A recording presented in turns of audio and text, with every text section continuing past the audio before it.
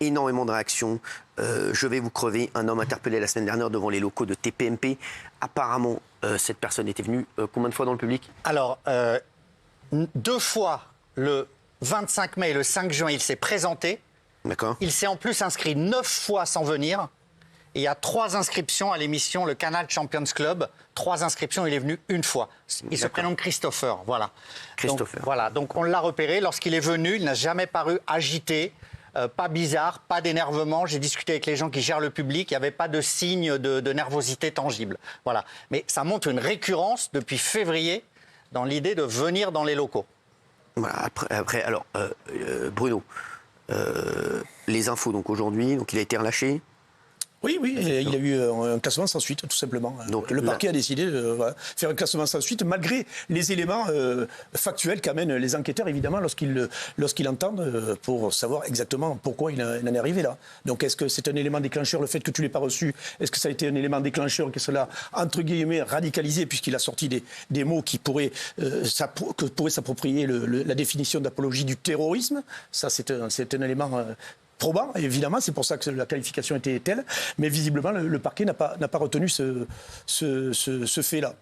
D'accord, c'est fou, ça a été réglé très vite en tout cas. Ah oui. Oui. C'est ça qui nous étonne. Est-ce qu'il est connu déjà des services de police? Enfin, il y a tous des éléments que je n'ai pas directement, parce que les services de police... Moi, ça me choque que ce mec-là soit encore en liberté. Pardon, mais tout à l'heure, vous disiez qu'il n'y a pas eu d'infraction. Enfin, être violent avec des policiers, apologie du terrorisme, qu'est-ce qu'il faut pour qu'il soit... Mais il a été reconnu par un psychiatre comme pas dans son... Il est irresponsable tout simplement de ses... hors d'état de nuire, parce que ces mecs-là, après, une fois qu'ils commettent des drames, c'est maintenant qu'on... Je suis d'accord avec toi, mais je te rassure, il y en a... Enfin, je te rassure, je ne sais pas si c'est rassurant, mais il y en a beaucoup de gens comme ça. Et à cause de cette situation, on va vivre dans une psychose, parce qu'on ne sait pas, en fait. C'est-à-dire qu'il peut y avoir un fou n'importe où, dans n'importe quel public, dans cette émission, mais dans une autre aussi. Enfin, c'est très compliqué. Exactement. Par exemple, moi, je ne fais plus de photos avec les gens là, actuellement. C'est que j'ai un gros service de sécurité et c'est vrai que voilà, interdiction de faire des photos, même de m'approcher à 3-4 mètres. Voilà. Donc c'est vrai que voilà. Et je me dis, c'est vrai que tu connais mon service de sécurité, Bruno. Ils sont très efficaces. Oui, mais imaginons qu'il aurait pu avoir un drame. Je suis désolé, les gars. Excusez-moi de vous dire ça. Oui, bien sûr. Bruno, bah oui. Oui, mais non, mais c'est évident. Non, mais vous savez, le vivre avec le terrorisme, ce que disait Emmanuel Valls il y a quelques années, c'est exactement ça. Alors le terrorisme ou le grand banditisme ou avec les gens ultra-violents, la société a créé des personnages dangereux pour notre société. Le fait que des gens PPE, comme on dit, personnalités particulièrement exposées comme toi et comme d'autres, sont obligés de se faire ultra-protéger. Le service de la protection, par exemple, du ministère intérieur est submergé par des demandes de protection. Voilà, tellement il y a des gens menacés. Ils sont près de 1400 dans ce service. Alors qu'avant, j'y ai participé, j'y étais dans ce service, on était 400 fonctionnaires attitrés à des personnalités. Donc le phénomène est gravissime, c'est pour ça qu'il faut être hyper vigilant, tout simplement. Qu'il soit déséquilibré ou pas, le modus operandi est quand même très particulier. Il vient plusieurs fois, il s'inscrit, il tourne depuis 10 h le matin. Moi, je suis désolé, il se cache quand les policiers arrivent. On commence par apologie du terrorisme et puis violence et outrage sur fonctionnaires, dépositaires de l'autorité publique. Et quelques heures après, tout est classé. Moi, je suis désolé, je suis parfois sans doute jugé conciliant à tort ou à raison, mais là... Je trouve que les policiers ont fait leur boulot et qu'après, il y a une sorte de vide total. Il faut poser la question à la justice. Oui, mais là, il y a un vrai problème. Il y a un vrai problème. Parce que cette personne, elle avait des intentions ou belliqueuses ou particulières, mais la manière dont elle souhaitait vous rencontrer a alerté tout le monde. Et la sécurité et les policiers quand ils l'ont interpellé. Le fait de se cacher quand les policiers arrivent, ça dénote quand même une volonté de nuire. Je suis désolé, cette personne voulait vous nuire. C'est une dynamique, à mon avis, psychologiquement, cette personne n'est pas bien. C'est le cas, évidemment, de voir ce qui se passe actuellement avec le conflit israélo-arabe. Il y a tout un tas d'éléments qui font que des gens pètent les plombs. Et malheureusement, le sujet actuel nous fait craindre le pire en termes de sécurité. C'est pour ça qu'il faut être prudent. Il ne faut pas vivre tous et toutes en pensant qu'on va se faire assassiner à tous les cas. Je rappelle, donc, pour ceux qui nous rejoignent à 20h47, donc un homme a été interpellé. Donc c'était jeudi dernier. Il serait arrivé aux alentours de 10 h devant les studios. Il aurait indiqué vouloir me voir. Il déclarait qu'il n'était pas d'accord avec ce qui se passait dans l'émission. Il semblait énervé. Il aurait même essayé de rentrer dans l'établissement. La sécurité l'aurait interpellé, aurait décidé d'appeler la police. Une fois la police arrivée, il aurait frappé l'un des policiers. Et il aurait donc proféré des menaces. Il serait reparti avec la police aux alentours de 15 h. Gilles et Bruno Pomar, vous venez de nous dire qu'il a été relâché Ce qui est fou, c'est que s'il n'avait peut-être pas frappé la BAC, il n'aurait peut-être pas été relâché. Parce que en fait, c'est ça qui est fou, c'est qu'on a considéré qu'il était irresponsable. Irresponsable, oui, tout à fait. Donc on laisse les irresponsables dans la rue et les responsables en prison. Cyril, c'est pas le seul. On en parle parce que ça te concerne directement. On s'en fout que ce soit pas le seul. Oui. Je le dis tout le temps ici. Hein. Oui, non, mais le problème, c'est qu'on en parle parce qu'en même temps, ça impacte directement sur toi qui est un homme médiatique. J'ai eu les mêmes mots sur ce qu'on a dit sur on est obligé de dire la présumée coupable de la petite présumée meurtrière de la petite Lola. Voilà, j'ai dit exactement les mêmes choses. C'est quand même fou. Ce qui est intéressant à regarder, la façon dont a fonctionné ce personnage et comme le font tous, c'est-à-dire qu'ils repèrent, ils regardent, ils observent les habitudes. Vous qui êtes des personnalités tous autour de la table, et je ne veux pas vous faire peur, on n'est pas là ce soir pour ça non plus, mais évitez d'avoir des horaires précis, évitez d'avoir des itinéraires... c'est toujours un peu la choisir des itinéraires différents pour rentrer chez soi. Il y a tout un tas de choses à prendre en considération, maintenant, surtout lorsqu'on est exposé comme vous, et comme d'autres personnes d'ailleurs. Il filme, Bruno, il repère, il est en FaceTime, il parle à quelqu'un. Moi, je veux bien qu'il soit déséquilibré. C'est quoi l'histoire? C'est quoi? Vas-y, moi. Alors, parce que tu as les infos. Oui, à 10h le matin, quand il est arrivé, donc, il tournait autour des locaux. Votre service de sécurité est intervenu et à un moment, il y a une grille qui s'est ouverte pour laisser passer un véhicule. L'homme a voulu rentrer, donc il a été intercepté. Et les agents de sécurité ont vu qu'il était en FaceTime, au téléphone, en train de lever le téléphone, de parler à quelqu'un. C'était du repérage, ils n'ont pas entendu les mots exacts, mais il était en train de parler à quelqu'un. Je suis là, j'y suis. Je crois qu'une des phrases qu'on m'a données, c'est « j'y suis ». C'est une des seules qu'on a pu percevoir clairement. Le dispositif de sécurité. Exactement. Donc, il était là pour tenter de vous voir, de parler avec vous et de s'introduire dans les locaux. Et moi, je trouve que ça dénote quand même une manière d'agir qui n'est pas tout à fait sur le même pied qu'un déséquilibre ou qu'un déséquilibré ou quelqu'un qui n'a pas ses facultés. Là, il y a une volonté vraiment de savoir où il est, de faire partager ça à quelqu'un. Moi, je trouve que la dangerosité de ce personnage, prénommé Christopher, a été sous-estimée. Mais ce n'est que mon opinion. Voilà. Je suis assez d'accord avec toi, Gilles. Après, c'est l'appréciation que les enquêteurs font. Je suis vraiment d'accord avec Gilles. Et ce qui se passe aujourd'hui, je veux le dire, c'est que le service de sécurité a encore été renforcé, puisqu'il y a la BAC qui est maintenant, et on a eu même des personnes encore au-dessus qui disent que le service de sécurité va être renforcé. Donc, ce que ça va être, ça va encore mobiliser des gens. Oui. Et voilà. Et donc, je vous dis, ça va encore mobiliser des gens. On va devoir enlever peut-être le public. Non mais on ne sait jamais en fait. Le problème c'est que ça va être tellement compliqué aussi de contrôler tout le monde et tout ça, donc c'est. Alors c'est déjà fait, c'est déjà bien fait. Factuellement, pour autant, il faut être de plus en plus vigilant. Oui, mais non, c'est pas compliqué puisqu'on arrive à le faire très bien. Et que voilà, c'est ce que j'ai dit au public la dernière fois. C'est vrai qu'aujourd'hui, il ne faut pas que quelqu'un fasse une blague dans le public.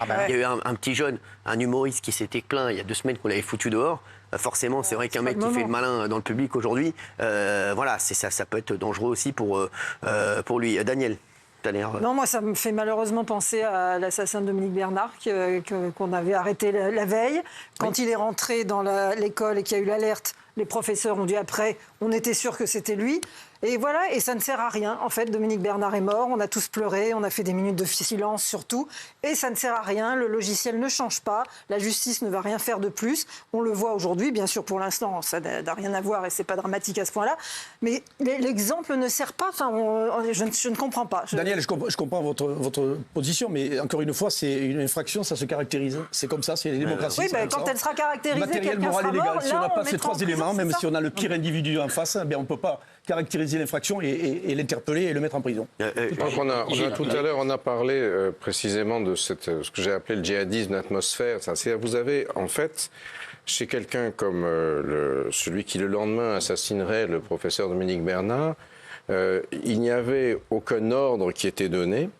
Et en réalité, il avait été influencé. Il avait été pris dans ce système. Alors après, quand on va analyser son téléphone, quand on va voir quelles étaient ses relations, etc., ça se passe par exemple, il y a le procès en ce moment d'un autre assassin tchétchène, celui de l'affaire dite de l'Opéra, qui est en train de se dérouler.